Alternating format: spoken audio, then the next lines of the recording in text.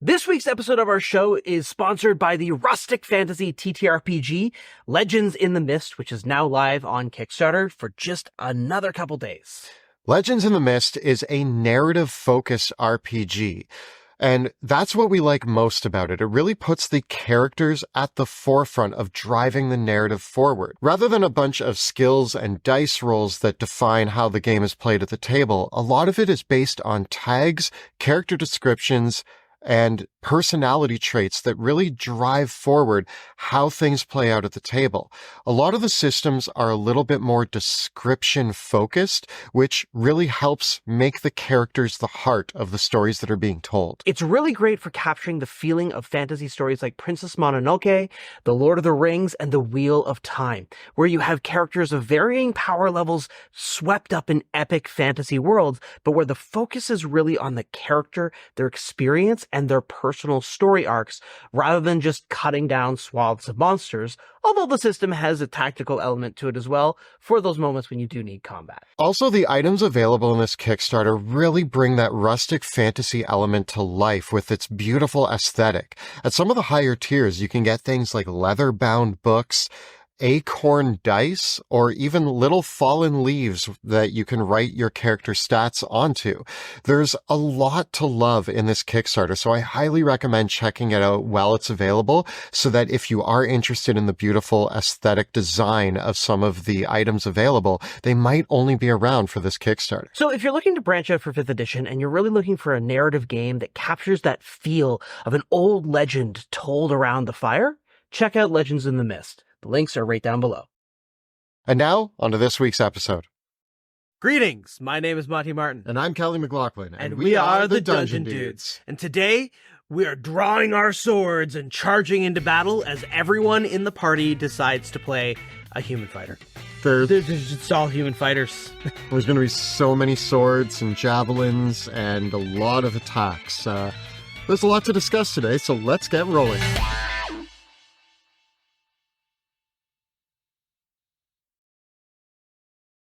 As usual in these videos, there's a few stipulations that we're following when we're looking at our all fighters all the time, all day, all fighting.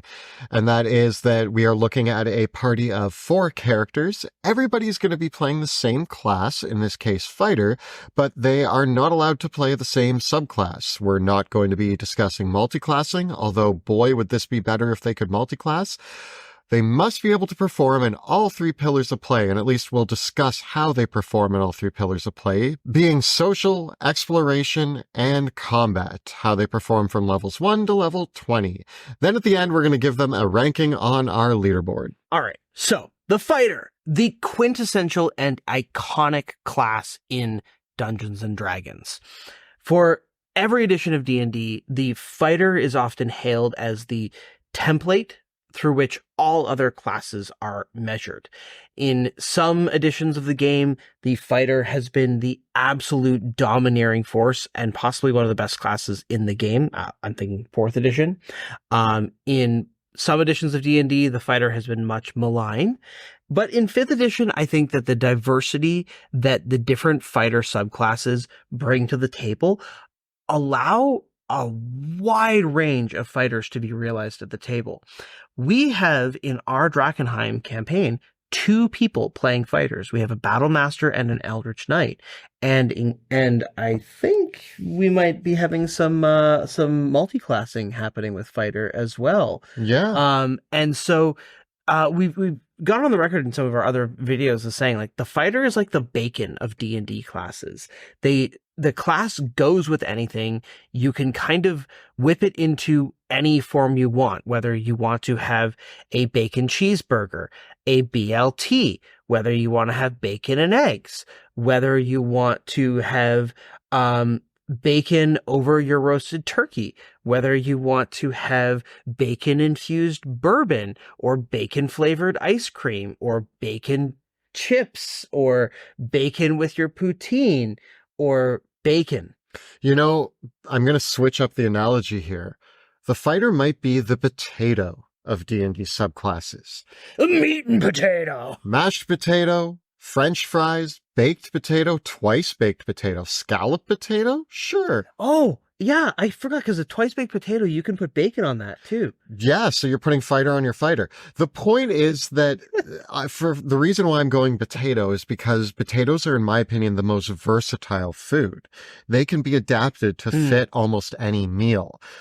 Just the same way that based on the subclass options, the fighter is one of the most versatile classes in the game. They get more feats than all the other classes. They have all of their different subclasses as well as different fighting styles. There's so many parts of building a fighter where versatility comes into play. And you can be a ranged combatant, you could be a sword and board, you can carry a giant two-handed weapon, you could be a polearm master, you can have dual wielder, you can have magic, you can have psionic abilities, you can have more fighter on your fighter if you want a champion or battle master. There's a lot of options. I think also notably with fighters as well, you can have a strength-based fighter, you can have a dexterity-based fighter, and then you can also decide, do you want your fighter's secondary or tertiary attributes to be intelligence, wisdom, or charisma? And so fighters have a lot of different possible ways that you can build them or put them together, whereas a lot of other classes, you know, if you're playing a wizard, you're gonna have a high intelligence score, right? Like that's just the way that you approach it. There's a couple other classes, like, you know, I've seen clerics that don't necessarily have wisdom as their highest stat. Sometimes you'll see bards that mix it up a little bit. Sometimes you'll see different options here and there with warlocks or paladins.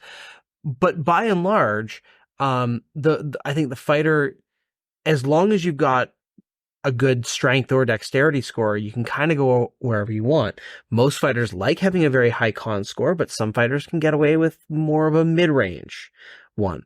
Fighters might wear light armor, medium armor, heavy armor. They might wear shields. And then there's the huge range of different weapons that you can choose from as well. And so this does change the play style for the fighter. And so I think my kind of goal here is making 4 fighters that all feel like really different characters. And I think you can do that. Yeah. Now, before we get into the subclasses we choose, I want to talk about some of the themes. And I think the themes here are actually awesome because with 4 fighters, you kind of get a trope that we see in a ton of media, which is like kind of the brute team.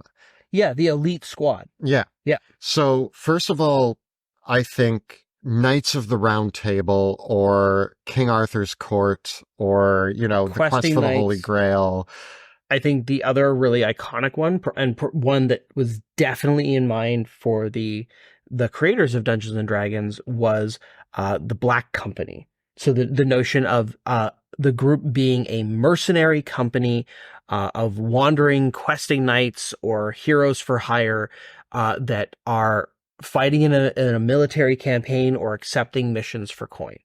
I think that if you imagine the group of all fighters like a SWAT team or like a Black Ops team, like your special unit, the Bad Batch from Star Wars, like they're that's a cool way of putting it. Yeah. So like they're your special operatives. They can all be specialized in something different, but together they form this team that can get things done in a military way. But their get things done is very specific. These aren't the guys that you're sending in to rob a bank. These aren't the guys that you're sending in for espionage. These aren't the guys that you're sending in for the hostage negotiation. These are the guys that you send in on the commando raid where the goal is take them out, blow them up, leave no survivors, right? I think that regardless of what way you're going to slice it with the all fighter party, subtlety is not the strong suit. Nuance is not what we're going for here. We're talking action movie explosions, heads will roll, blood will be spilled. This just came into my mind right now. If we want to talk about pop culture references to steal for a concept, there's a big monster, kind of scary, has powers that people don't understand, and it's in the jungle, and your team of 4 need to go into the jungle to find it, but it's hunting you. Predator. Yeah. This is your team versus Predator. It's Predator, Commando, like just pick your favorite action movie and you've pretty much got this. I guess, if you wanted to go the other way around with it, it could be Tropic Thunder. Yeah. You're going to start wanting to play Predator, but you're going to end up Tropic Thunder. Yeah. Yeah, exactly. And like, you're going to want to start, it's just like, inevitably you start with the idea of being the Black Company, but you end up just being Monty Python's Holy Grail, right? I think another great trope. So one thing that we can establish right away about the fighter group is the fighters don't have a lot of good stuff to use against very high level spellcasters. But that also means that if we're designing a campaign, high level spellcasters are a great threat for the all fighter party. And I think I'm going to put a nod out to the boys, where the boys is like regular humans who have taken it upon themselves to take on the superheroes of the world. And so a group of fighters who have to kill this group of like sorcerers or wizards who are wreaking havoc on the world and are disrupting the order, and they need to find a way to take them down feels very, very appropriate. Also just say, like, Aragorn, Gimli, and Legolas can all be made as just bog standard fighters. I mean, Aragorn is our ranger. Yes. But Gimli's a fighter. Yes. And maybe a barbarian. And you could absolutely make the case that Legolas is also a ranger of some kind. But the thing is that the fighter definitely, and maybe this is where the potato metaphor is a little bit better than the bacon metaphor, is that just like you can dress a potato up with any sort of trimmings that you need to build on top of it, feeling that your fighter captures can change dramatically based on your background and your skill proficiencies and your feats. And so we can kind of tailor our characters to fit better by just adding the little bit of that, because fundamentally, Aragorn, Gimli, and Legolas, they fight stuff. They sometimes exhibit some cool abilities and skills, but the number of times they do those in the books could be attributed to them having a feat or a skill proficiency. If we want to do one more pop culture comparison, I think that you and I talked about this. The fighter group is not great at gathering intel. They're the ones that you send in. So if you imagine that they have an intelligence, somebody gaining intelligence for them and then sending them out, we could actually run an entire D&D campaign inspired by something like XCOM.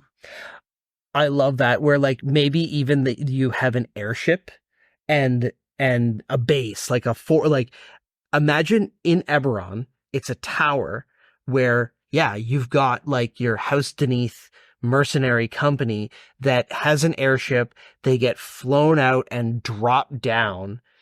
And that you're all Warforged fighters. It could be during the last War of Eberron. Does it not make sense, though, also, if we did something where the world is being taken over by mind flayers? Yeah. And so you're in your airship and you're the last defense against the mind flayer invasion? Yeah, and because you're just fighters, like, it really amps up the supernatural element that makes the XCOM game so interesting. And of course, you can then send someone into the psionics chamber and they emerge as a psi warrior. Yeah. So those are some of our ideas for campaigns. I love the XCOM idea. I think that I could already picture running an entire campaign based on XCOM. Yeah. But what 4 subclasses are we going to pick to build our team? I think right away, almost all of the fighter subclasses are viable options here, except maybe the Purple Dragon Knight and the Arcane Archer. Take that, Purple Dragon Knight. Yeah. Unfortunately, I wouldn't include either of those, really. No, I think my first port of call, if we're going for the all-fighter party, much like with the all-rogue party, we got to get some magic in here. So let's get an Eldritch Knight in here. Makes sense. Right? It just gives us a little bit of magic to work with. And then after that, I just think the Battle Masters, it just is so head and shoulders above. I think with those two, you've already covered most of your bases between the Battle Master and the Eldritch Knight. And speaking from experience as a DM who has had a Battle Master and an Eldritch Knight fighting alongside one another, they wreak havoc together. It's pretty messy. Um, Beyond that, I think that one of the newer, and when I say newer, I mean it's been around for a few years, but it wasn't initially released with D&D 5e. One of the newer subclasses that I think has made a big statement in the fighter scene is the Rune Knight. Yes, and I think the Rune Knight is going to bring some interesting powers here because a lot of those runes also give the fighter advantage on a certain skill check. And I think that's going to be just a handy thing to cover some of our bases in this process. Just like, you know, I'm also thinking that the Battle Master might take that maneuver that lets them add their superiority die to a charisma check. And we might even have to have the Eldritch Knight take a couple utility spells for the group as a whole. I think our fourth, this one I was kind of back and forth on whether I wanted to take Echo Knight or there was a few other ones, but I ended up landing on the Psi Knight or the Psi Warrior as kind of where I landed because I just think the psionic abilities are really useful. They have ways to protect their allies and bolster themselves and also a little bit of control. Yeah. I think one of the really important abilities that the Psi Warrior brings to the table that we actually kind of need here is we don't have a lot of healing in this party. Everybody's got Second Wind. Everyone's got Action Surge. And I just imagine that this is the party where like you get the helmets that have the healing potions with the straw. Because you're going to need them. But the Psi Warrior does have their psionic barrier, which lets them reduce incoming damage, which I think you're going to want. They might use that the most. They might. Now, when we talk about these characters, there's actually, usually we would just leave it there at the subclasses, but I think with the versatility of fighters, it's actually important in this video that we talk about the sort of lane that we're going to send these characters down. Yes. Who's going to be the archer? Who's going to be the polearm master? Who's going to be the sword and board? Yeah. And then I just think we're going to have two great weapon masters. I think so. And just for fun, we can make one a polearm master and one just a big two-handed sword because it's iconic. I think with that in mind, I think our front and center battle master is going to have great weapon fighting. I think that they are the polearm master with Sentinel. Okay. It gives them reach and the ability to like knock people prone and all of that. And they get to be on the front lines dishing out their battle master maneuvers. So we're going to go battle master fighter. They're going to have polearm master. They're going to have Sentinel and they're going to have great weapon master. And they're going to take the great weapon fighting style. Okay. And then they're probably going to take like the maneuver to trip people. They're going to take the precision attack so they can compensate for great weapon master. And then they're probably going to take charisma as like their tertiary ability and get that commanding the superiority die to a charisma check maneuver. What about our Eldritch Knight? Okay. I have a proposal here. Yeah. I think we should do a dexterity based Eldritch Knight. So we're going to go dexterity, constitution, and intelligence as our main ability scores here. They're going to be the sword and board fighter. Okay. Because you can do a dexterity based fighter. This could be an elf fighter that uses a rapier and a shield, wears studded leather armor. So they're going to be still almost as good as plate because they're going to max out their dexterity. And this is going to give us another character in the party that has a good dexterity score beyond the archer. And I think we're going to take Warcaster and Shieldmaster. Possibly, though, the only thing with taking Shieldmaster here is that Shieldmaster still requires us to make athletics checks. So maybe, and we might have a lot of other things that we do with our bonus action anyways because of the spell casting. So we could still go strength or the dexterity base depending on what you like better. What fighting style do you think? I think I want this character to take shield. Yeah. And I think they're going to take the defensive fighting style for the +1 AC. And that's my only hesitation that's the other hesitation I have about making them dex based, because if they're strength based, they can just wear plate and then we can put them in plate armor with a shield with a defensive fighting style. So their base AC is 21 and they can spike that 26 with shield. So we're making the Eldritch Knight a magical tank. Yes. Because on top of having incredible AC, they have shield. They can also take things like absorb elements, misty step, counterspell, and haste.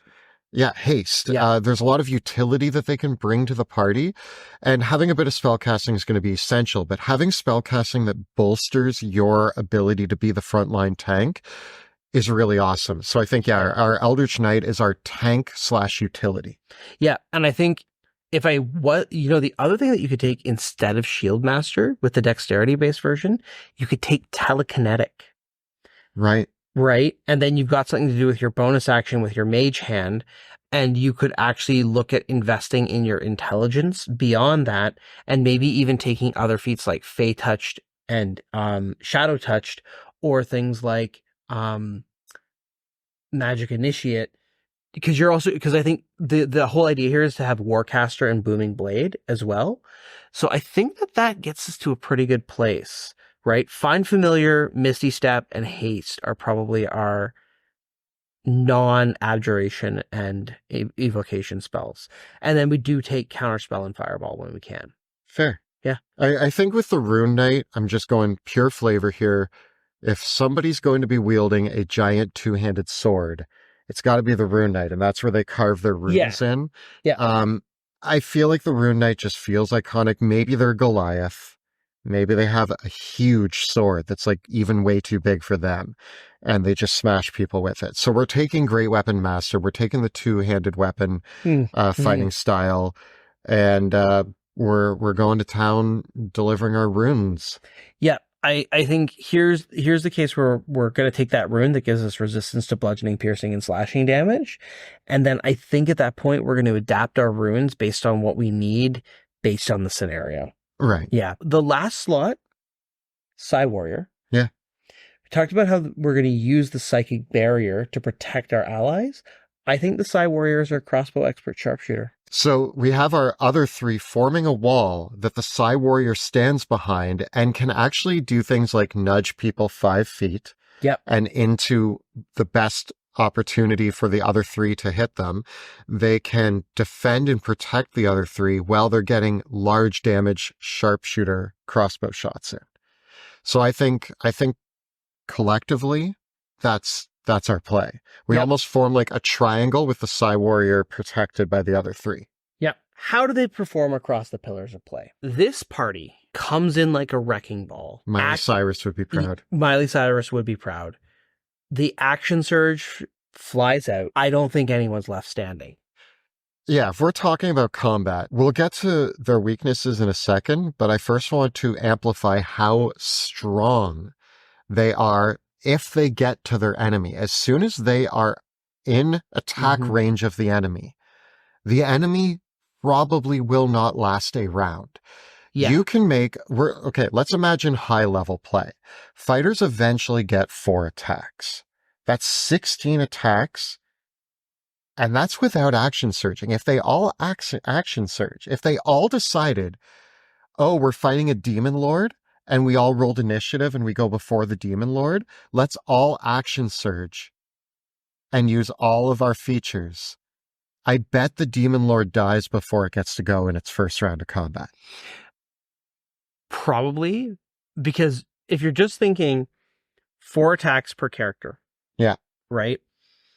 If we action surge, it's 8 attacks per character. Yes. So it's 32 attacks total. Out of those, multiple characters have sharpshooter or great weapon master. Well, specifically, 3 out of 4 do. Yeah.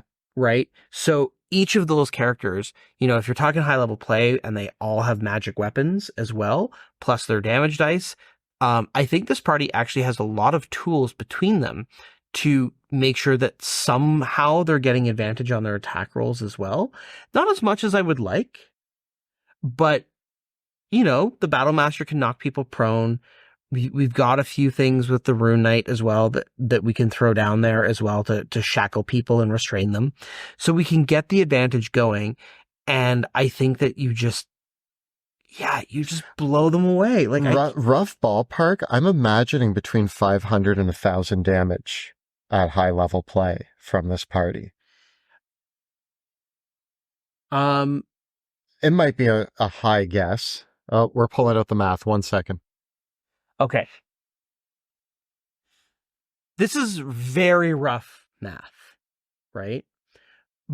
But in a turn where all the party is action surging, making all their attacks, and if we assume that about a 60% hit rate, they're all using Great Weapon Master and Sharpshooter, they're all pulling out like whatever their abilities that are adding to their extra damage are.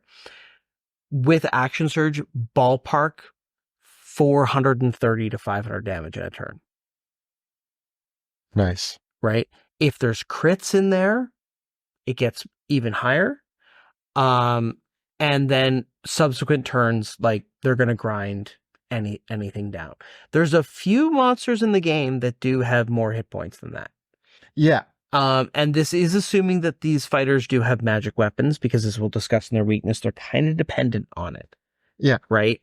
But I think the major point here is that most things die if they get a chance to kill it, or if they get a chance to. Oh yeah, like if they're not going to kill it in the first round, they're going to kill it in 2 or 3. Yeah.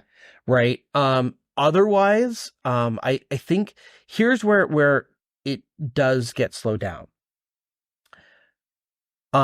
We do have some neat tricks from the Psy Warrior. We got some teleportation from the Eldritch Knight taking Misty Step. We got some movement shenanigans with the Battle Master, but nobody unless the Eldritch Knight takes fly, we don't really have any flight.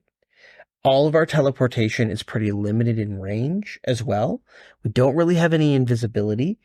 And while we do have one really good ranged attacker, everyone else in the party has to close the distance and get into melee. Or throw javelins. Which against targets that have resistance to non-magical attacks, they don't want to be using their javelins. It gets dicey. So in a fair fight, like in a pitched battle situation, this party does amazing.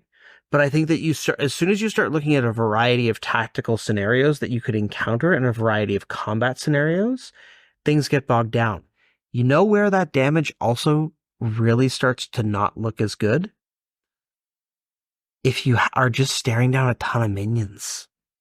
Like, yeah, those fighters can carve, like they got 4 attacks each, but like, wouldn't you rather just blow them up with a fireball? And like, we do have a fireball, but we're going to run through those pretty quick, right? So I could see a scenario where you're fighting a large number of enemies where these fighters get really bogged down, or a flying enemy, especially one that can outrange our crossbow experts and javelins. I still think in the minion situation, if you have 4 fighters back to back making 16 attacks, they're probably going to hit the minions and kill 16 minions. Oh yeah, they're going to carve through them pretty quickly. It's going to be like the horses riding into the orcs. Oh yeah, and you know they're just going to.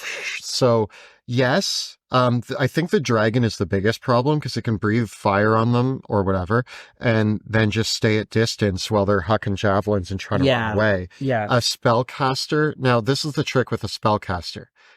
Who's first in initiative? If the spellcaster goes first in initiative and drops a force cage or wall of force on them, not much they can do. If they get to go first, the spellcaster's probably going to crumble under a few hits. Yeah, like the sharpshooter exists to be the sniper to take out the dangerous threat, right? Yeah. Actually, I could even see on the sharpshooter taking alert as well, getting that +10 to initiative and not being able to be surprised. And that way you've got that reassurance that like whatever the scary spellcaster is, they're just going to shoot them down in the first round of combat. And I would use my action surge right away to like just get as much damage on the spellcaster as possible so that we don't get force caged. Yeah. Or hypnotic patterned or banished, because this is the one thing, like we've got a decent pool of hit points. We've got action surge. We've got second wind. And again, the Eldritch Knight might have counterspell and absorb elements, but the Eldritch Knight runs out of those spell slots really, really quick. Like they only ever have 3 third level slots. And so like that's 3 counterspells tops. Yeah. Right. And if you use them all up on counterspell, you're not hasting yourself and you're not fireballing anything. So that is not going to be the only thing that saves us. Right. So, well, they are going to absolutely crush conventional combat encounters as soon as things get like, if there's an environmental thing, imagine just your standard battle over a lava pit. Or like, think of the basement of Castle Draken. I mean, they got to rely on their athletics, which they don't get to feather fall or fly or anything like that. They're just regular old people. If they fall off a building, it's bad news. Yeah, yeah. If they challenging. fall into a pit of lava, yeah, bad news. It is. They're going to be able to kill anything they touch, but if they have to, but ultimately, a bad environmental conditions, enemies with very powerful magic, enemies who can outrange them, and enemies who fly, or what does this party do against a group of invisible stalkers? We're going to have to take that feat. We're going to have to get them blind fighting. I think that if this party is going into a combat encounter, they're the kind of party that needs to bring rope, ladders, battering rams. Like, they're coming with like a wagon of stuff. Yeah, to, like, even just some down pocket sand or like some sort of like fluid just to help them against an invisible foe. They put the Eldritch Knight up front with the shield up, and they all get behind, and they like they need to move forward tactfully and with intent. They can take a lot of damage. They can take a lot of hits. So they're probably going to just like march, stab, march. Like, they just have to like keep that steady push forward. But if they can be foiled. But again, like, because bear in mind here, like we talked about, they're going to have a high strength score, and some of them are going to have high dexterity scores. But even the ones that have good dexterity scores are not going to have the greatest dexterity saving throws. So when they're bunched up in that formation, and they get fireballed, right? They're not very happy about that, right? Or the breath weapon comes down on them. Most of them are all going to be able to shrug off Constitution saving throw effects, or if they're all bunched up like that, and now a perfect wall of force just traps them in a sphere. Yeah. Or they all get hit with hypnotic pattern, right? Or even this group, they wouldn't like getting webbed. Yeah. Right? And they're super susceptible to things like hold person or banishment, even like fear effects. A dragon might only need to use their frightful presence, and then if that dragon uses their frightful presence, some of these fighters might not have the wisdom saving throw. They'll be frightened for the entire encounter and be attacking that dragon with disadvantage when they're not running for their lives. So here's what I want to say. This group, I don't want to shy away from the fact that combat is their strongest point. Yeah. But they need to engage in combat on their terms, or they need to destroy the threats that can undo them quickly. Yeah. And the thing with that is because we've talked about a couple other parties where that is the case, right? The wizard party has a very similar weakness too. And the wizard party is far more fragile. But the wizard party has the magic to gain the intel on their own. The fighter party doesn't. Yeah. Right?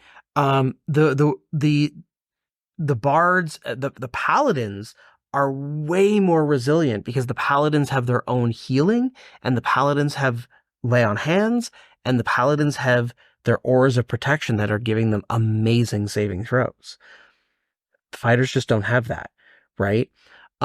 And so I think that it really is a pretty fragile situation for the fighters. Like if they're presented with something that is going to be even a little bit tilted, it's not going to go well for them.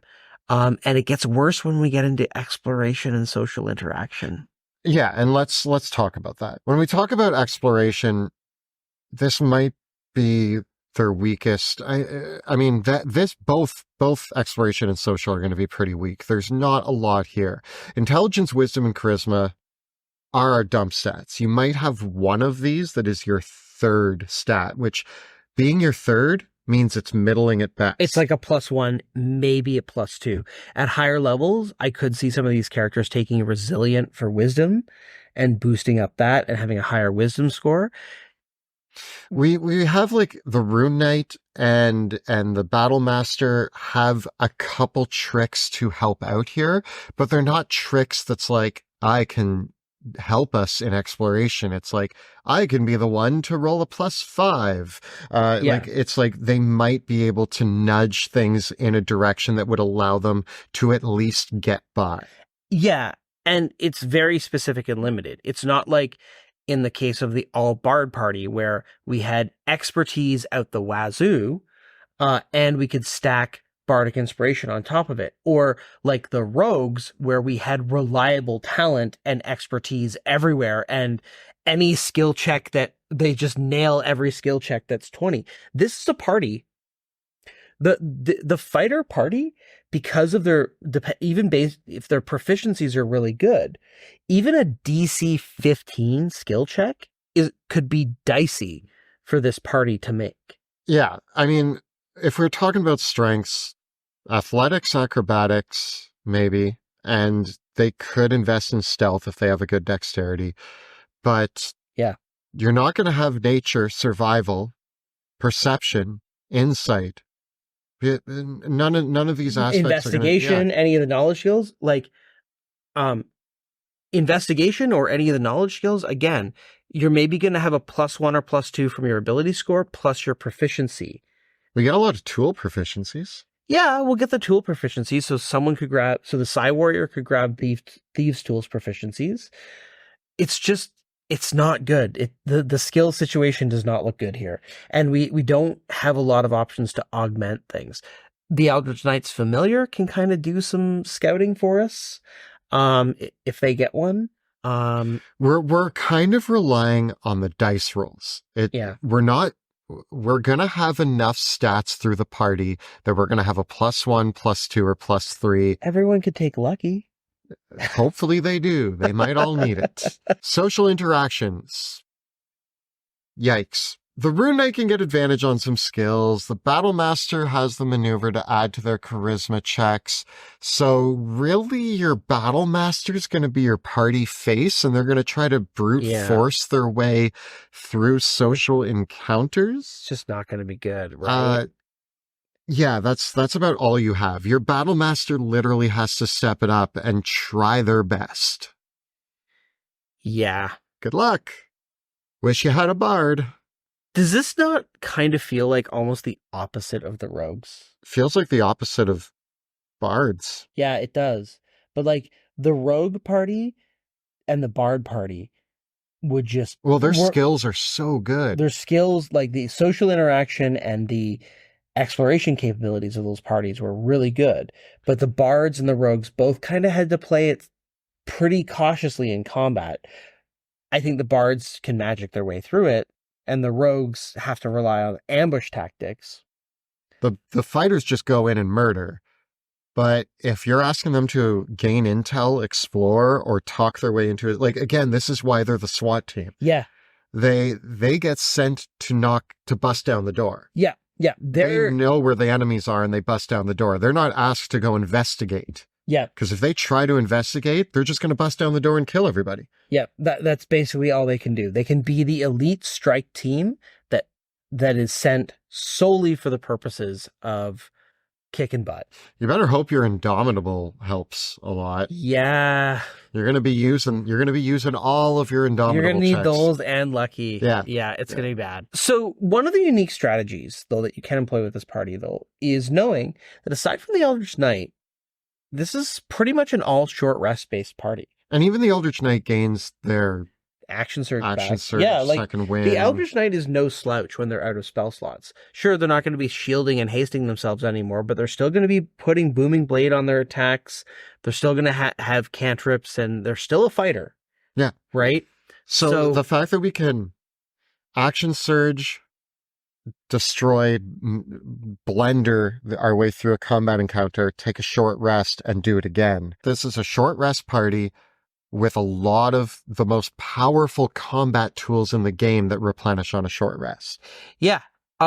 It really is quite strong. And I do think that between the Eldritch Knight's spells, the Battle Master maneuvers, the Rune Knight's runes, and the Psy Warrior's psionic powers, we have each character brings these interesting tools that they have at their disposal to bully the battlefield. So they're going to be able to push enemies around, knock them prone, restrain them, lock them in place, move them into the right position, and really do that chess master style flanking maneuvers where the entire party just decides what is the target that has to die, and they put all the resources into doing that. And I think who would be great in this party? Our commander fighter. I really do think that the command, like, if I was putting one of our subclasses in here, I think I might take the Psi Warrior out to put the commander fighter in. Yeah. That would solve a lot of problems for this party as well. You would also have healing. You would have healing and a little bit more in the way of social interaction. If you love tactical combat, if you love that kind of positioning game, this is going to be a fun party to play. You know what else? We talked right at the beginning that the fighter's one of the most versatile classes in the game, but also the subclasses that we've chosen all have versatility built within them. So this is an extremely adaptable group. It is, but there's limits to their adaptability. And this is the whole thing. It's like, I've said this about rogues and their skills. Like, rogues have to play the game honestly. They're really good at skill checks, but they don't really have anything that lets them break the rules, despite the fact that they're rogues, and it seems like they should be. Are they going to nail the consistently high skill check? Yes, but they don't have any way of having to bypass making that skill check at all. Same deal with the fighters. Like, the fighters, they're just going to have to fight, and they're just going to have to kill their enemies because they don't have any, well, they have a lot of battlefield control and positioning abilities. They don't really have anything that stuns anybody.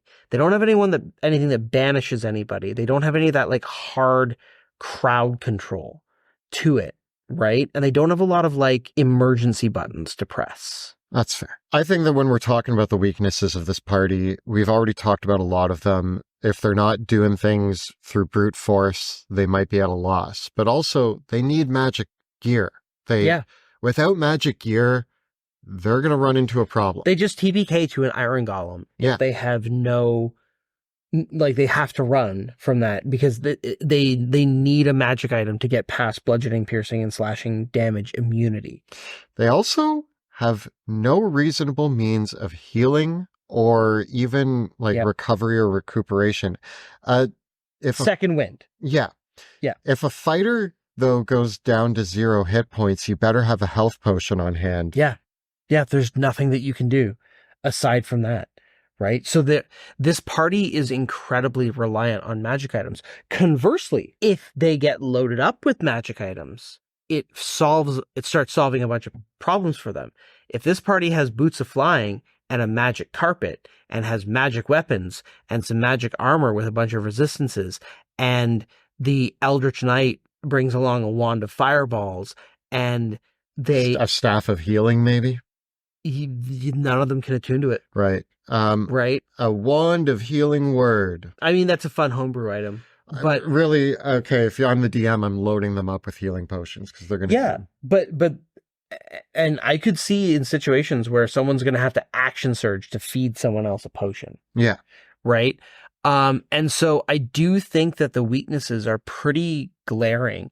And so much like the rogues, the DM has to build the campaign around this party, right? Like with the wizard party, with the cleric party, with the bard party, with the sorcerer party, I think the DM can pretty much do whatever they want, and those parties would be able to handle it.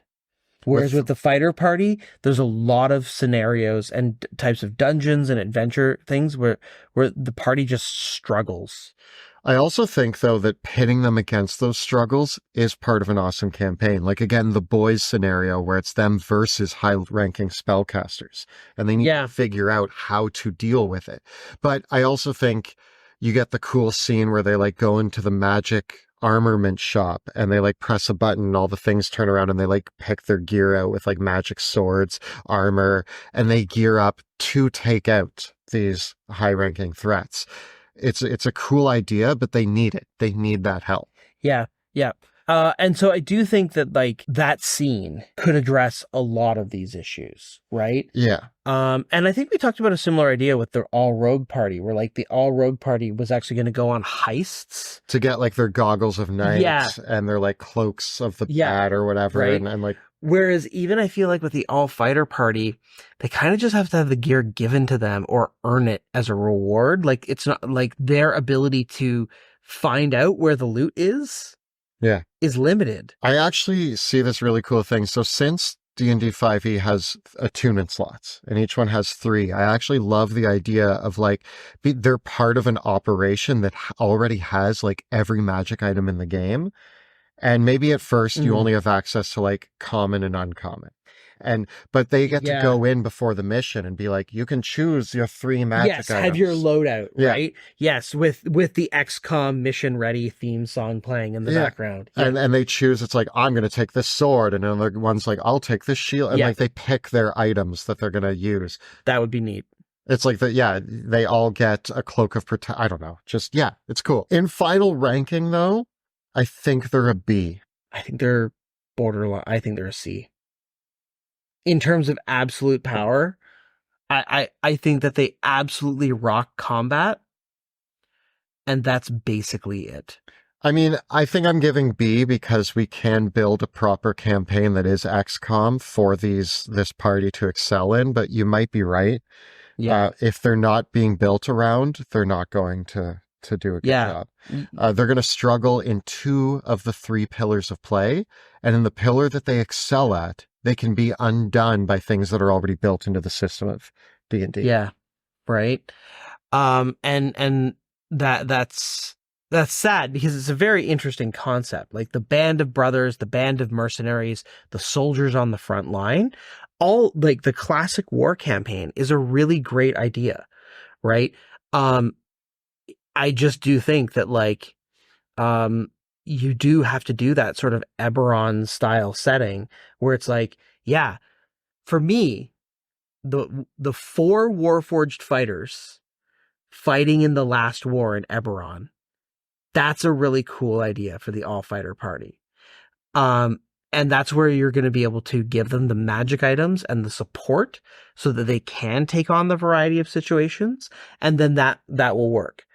But if they're not getting that, I think in absolute terms, like it requires more hand-holding from the DM for the party to work, right? Whereas like the wizards, the bards, even the paladins, the sorcerers, the DM doesn't have to hold their hand. Like if you're doing the all wizard party, the DM can pretty much be as mean as they want to be to that all wizard party because that party's going to be able to find a way to deal with it. Whereas there's just scenarios that the all-fighter party will just never be able to defeat. So if you've played an all-fighter campaign or have ideas for what you imagine an all-fighter campaign looking like, please tell us about it in the comments below. The videos that we create on our channel are made possible thanks to the incredible generosity of our Patreon supporters. If you enjoy the work that we do here, please consider joining our merry band of fighters, rogues, and wizards in our Patreon community and get onto our Patreon-only Discord server. The links are right down below. And if you want to see a couple fighters excelling in play, you can check out our actual play in the Worlds of Drakenheim, which airs Tuesday evenings on our YouTube channel. You can check out all the previous episodes right up over here. And we've got plenty more tier ranking and what if everyone plays the same class videos right up over here. Please subscribe to our channel, like this video, and ring that bell so that you never miss an episode. Thanks so much for watching. We'll see you next time in the dungeon.